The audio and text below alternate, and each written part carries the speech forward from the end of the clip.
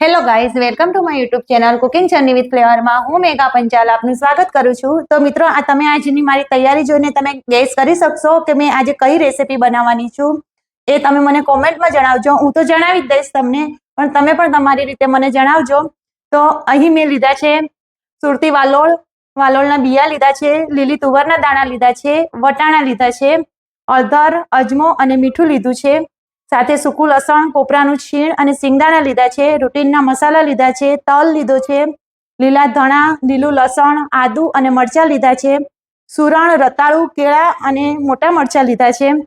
ત્યારબાદ મેં અહીં રૂટીનના મસાલા લીધા છે, દાડમના દાણા, મીઠું, કાજુના ટુકડા, ગોળ, કોપરાનું છીણ, આંબલીનું પલ્પ, જીરું, રાઈ, તેલ અને ખડા મસાલા છે, સાથે મેથીના મુઠિયા છે, રીંગણ, શક્કરિયા અને બટાકા છે, ટામેટાની પ્યુરી છે, લીલા ધણા છે અને શેકેલું વેસણ છે। તો મિત્રો, આ રેસીપી બનાવવી તો સહેલી છે, પણ આની જે પૂર્વ તૈયારી કરવાની છે એ થોડીક અઘરી પડે છે। આ તૈયારી કરતા સમય બહુ જાય છે। મિત્રો, મારી પૂર્વ તૈયારી જોઈને ખબર પડી જ ગઈ હશે કે આજે આપણે મારા રસોડે બનશે ઉત્તરાયણ સ્પેશિયલ ઊંધિયું। તો ચાલો બનાવવાની શરૂઆત કરીએ। તો ઊંધિયાની શરૂઆત આપણે પહેલા બે મસાલા બનાવીને કરીશું। એક બનાવીશું લીલો મસાલો અને એક બનાવીશું સૂકો મસાલો। તો પહેલા આપણે બનાવીશું સૂકો મસાલો। તો ચાલો શરૂઆત કરીએ। એ માટે મેં અહીં લીધું છે સિંગદાણા, કોપરાનું છીણ અને સૂકા લસણની 8 થી 10 કળી। એ આપણે મિક્સર જારમાં એડ કરીશું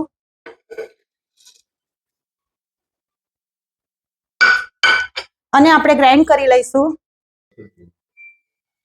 તો જે આપણે સિંગદાણા, લસણ અને સૂકા કોપરાની ગ્રાઇન્ડ કરી લીધું હતું એની અંદર મેં રૂટીનના મસાલા એડ કર્યા છે, શેકેલું વેસણ એડ કર્યું છે, ગરમ મસાલો એડ કર્યો છે અને 2 ચમચી તલ એડ કરીશું। ત્યારબાદ આપણે થોડા લીલા ધાણા એડ કરીશું અને થોડું તેલ એડ કરીશું।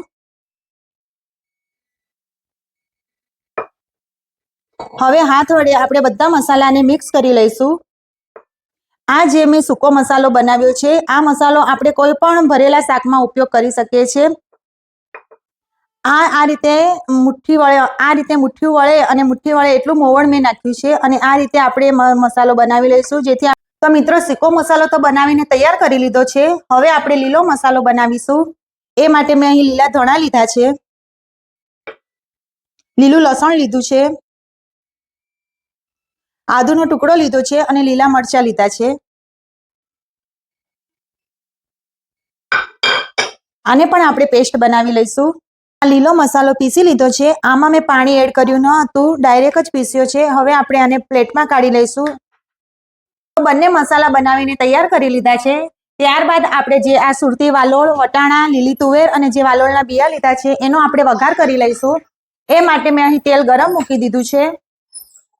તેલ ગરમ થઈ ગયું છે, એમાં આપણે અડધી ચમચી અજમો એડ કરીશું। ત્યારબાદ હવે વાલોળ, વટાણા, લીલી તુવેર એડ કરીશું અને મિક્સ કરી લઈશું। ત્યારબાદ આપણે અડધી ચમચી હળદર એડ કરીશું, સ્વાદ અનુસાર મીઠું એડ કરીશું અને મિક્સ કરી લઈશું। અહીં થોડું નાની વાટકી જેટલું પાણી એડ કરીશું। ત્યારબાદ આપણે ઢાંકીને ચડવા દઈશું। ગેસની ફ્લેમ આપણે લો રાખીશું। તો વાલોળને ચડવા માટે મેં બાજુના ગેસ ઉપર મૂકી દીધી છે અને અહીં તેલ ગરમ કર્યું છે। હવે જે શક્કરિયું, રતાળું અને સુરણ છે એને આપણે તળી લઈશું અને જે આ રીંગણ છે એને આ રીતે આપણે વચ્ચેથી કાપા મારી લઈશું અને બટાકું છે એને પણ આપણે વચ્ચેથી આ રીતે કટ કરી લઈશું। એ રીતે આપણે મરચાંને પણ વચ્ચેથી કટ લગાવી લઈશું। હવે તેલ ગરમ થઈ ગયું છે। હવે આપણે સુરણ અને શક્કરિયાને તળી લઈશું। શક્કરિયા અને સુરણ તળાઈ ગયા છે, એને આપણે એક બાઉલમાં કાઢી લઈશું। ત્યારબાદ રતાળું છે એને પણ આપણે તળી લઈશું। આનું તળવાનું એક જ કારણ છે કે જે આની ઉપરની જે ચીકાશ છે એ જતી રહે છે અને જ્યારે પણ આપણે આ તળીએ ત્યારે આપણે ગેસની ફ્લેમ ફૂલ રાખીશું અને ફૂલ ગેસની ફ્લેમ ઉપર જ આપણે આને તળી લઈશું। સુરણ, રતાળું તળાઈ ગયા છે। હવે આપણે એને બાઉલમાં કાઢી લઈશું। વાલોળ, વટાણાના દાણા અને તુવેરના દાણા એ 80% કૂક થઈ ગયા છે। હવે આપણે એને બંધ કરી દઈશું। અહીં આપણે સુરણ, રતાળું અને શક્કરિયાને તળી લીધા છે। ત્યારબાદ આપણે અહીં બટાકાને તળી લઈશું। બટાકાને ગોલ્ડન બ્રાઉન રંગના તળી લીધા છે. ત્યારબાદ આપણે રીંગણ તળી લઈશું. રીંગણ તળાઈ ગયા છે. હવે આપણે એને બહાર કાઢી લઈશું. ત્યારબાદ આપણે કાચા કેળા લીધા છે. કાચા કેળાને તળી લઈશું. હવે છેલ્લે આપણે મરચાંને તળી લઈશું.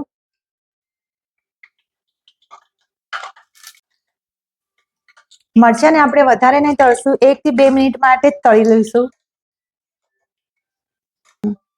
હવે જે રીંગણ અને મરચાં અને બટાકા જે આપણે તળી લીધા છે એની અંદર આપણે જે આ લાલ મસાલો બનાવ્યો હતો, કોરો મસાલો, એ આપણે ભરી લઈશું. રીંગણ ભરી લીધા છે. હવે આપણે બટાકાને ભરી લઈશું. તળવાથી બટાકા લૂઝ પડી જાય છે, એટલે એકદમ ઇઝીથી મસાલો ભરાઈ જાય છે, વાંધો આવતો નથી. આ રીતે આપણે બટાકામાં મસાલો ભરી લઈશું. આ રીતે આપણે બટાકા અને મરચાં બધા જ એમાં મસાલો ભરી અને કમ્પ્લીટ કરી લઈશું. તો હવે આપણે ઊંધિયું બનાવવા તરફ જઈ રહ્યા છે. તો એની તૈયારી ભાગરૂપે મેં અહીં આપણે વાલોળ અને લીલી તુવેર અને વટાણાના દાણાને આપણે 80% કૂક કરી લીધા છે. સુરણ, રતાળું, સક્કરિયું અને કાચા કેળાને તળી લીધા છે. મેથીના મુઠિયા મેં તૈયાર બનાવીને રાખ્યા છે. રીંગણ, બટાકા અને મરચાંમાં જે આપણે મસાલો બનાવ્યો હતો સૂકો, એ મસાલો ભરી લીધો છે. લીલો મસાલો પણ તૈયાર છે અને વઘારવાની સામગ્રી પણ તૈયાર છે. તો હવે આપણે ઊંધિયું વઘારી દઈએ. તો ચાલો ઊંધિયું વઘારવાની શરૂઆત કરીએ. તેલ ગરમ થઈ ગયું છે. હવે આપણે એમાં રાઈ એડ કરીશું. રાઈ ચટકી ગઈ છે. હવે આપણે એમાં અડધી ચમચી જીરું એડ કરીશું. ત્યારબાદ અહીં મેં 3 થી 4 લવિંગ, 3 થી 4 આખા લાલ મરચાં અને તજપાન લીધા છે, એ એડ કરીશું. હવે આપણે જે આ લીલો મસાલો બનાવ્યો હતો, લીલું લસણ, લીલા ધાણા અને મરચાં આદુનો, એ મસાલો આપણે એડ કરીશું. મસાલાને આપણે 2 થી 3 મિનિટ માટે સાતળી લઈશું. મસાલો સતળાઈ ગયા પછી આપણે એમાં રૂટીનના મસાલા એડ કરીશું. અધર, લાલ મરચું, ધણા જીરું અને ગરમ મસાલો. અહીં તમે ઊંધિયાનો મસાલો પણ લઈ શકો છો. આ મસાલા સાથે પણ આપણે 2 થી 3 મિનિટ સાતળી લઈશું. મસાલા સતળાઈ ગયા છે. ત્યારબાદ અહીં મેં 2 ટામેટાની પ્યુરી કરી લીધી છે, એ એડ કરીશું અને 2 થી 3 મિનિટ માટે આપણે ચડવા દઈશું, જ્યાં સુધી તેલ છૂટું ન પડે ત્યાં સુધી. મસાલામાંથી તેલ છૂટું પડી ગયું છે. ત્યારબાદ આપણે અહીં વાલોળ, વટાણા, લીલી તુવેરના દાણા એડ કરીશું. ત્યારબાદ રતાળું, સુરણ, સક્કરિયું અને કાચા કેળા એડ કરીશું. અને આપણે જે આ સૂકો મસાલો બનાવ્યો હતો, એ બચ્યો છે, એ મસાલો આપણે એડ કરીશું અને મિક્સ કરી લઈશું. અહીં જે આપણે સિંગદાણાવાળો સૂકો મસાલો જે એડ કર્યો છે, એના લીધે જે ઊંધિયામાં આપણને ગ્રેવી મળી રહેશે અને એની થિકનેસ રહેશે. ત્યારબાદ આપણે જે આ રીંગણ, બટાકા અને મરચાંને ભરીને રાખ્યા છે, એ એડ કરીશું.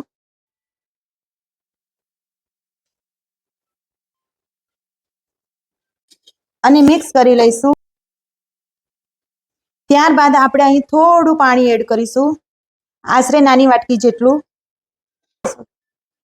હવે આપણે આને ઢાંકીને 5 થી 7 મિનિટ માટે થવા દઈશું. 5 થી 7 મિનિટ થઈ ગઈ છે.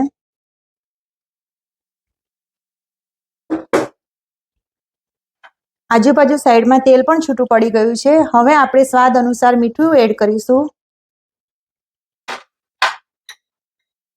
ગોળ એડ કરીશું અને આમલીનું પાણી એડ કરીશું અને મિક્સ કરી લઈશું.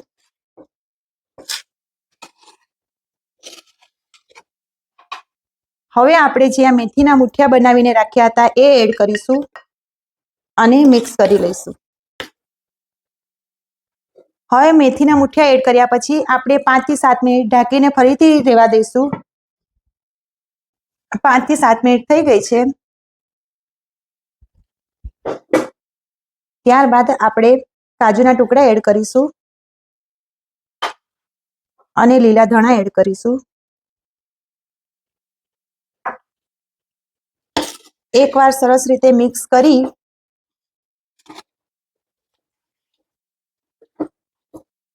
તો ઊંધિયું બનીને તૈયાર છે. હવે આપણે ગેસ બંધ કરી લઈશું. હવે આને આપણે સર્વિંગ પ્લેટમાં લઈને સર્વ કરી લઈશું. ત્યારબાદ ઉપરથી આપણે થોડા દાડમના દાણા એડ કરીશું. લીલા નારિયેળનું છીણ લીધું છે એ એડ કરીશું. તો ઉત્તરાયણ સ્પેશિયલ ઊંધિયું બનીને તૈયાર છે. તો ફરીથી મળીશું આવી અવનવી રેસીપી સાથે અને એક નવા જ વિડીયોમાં.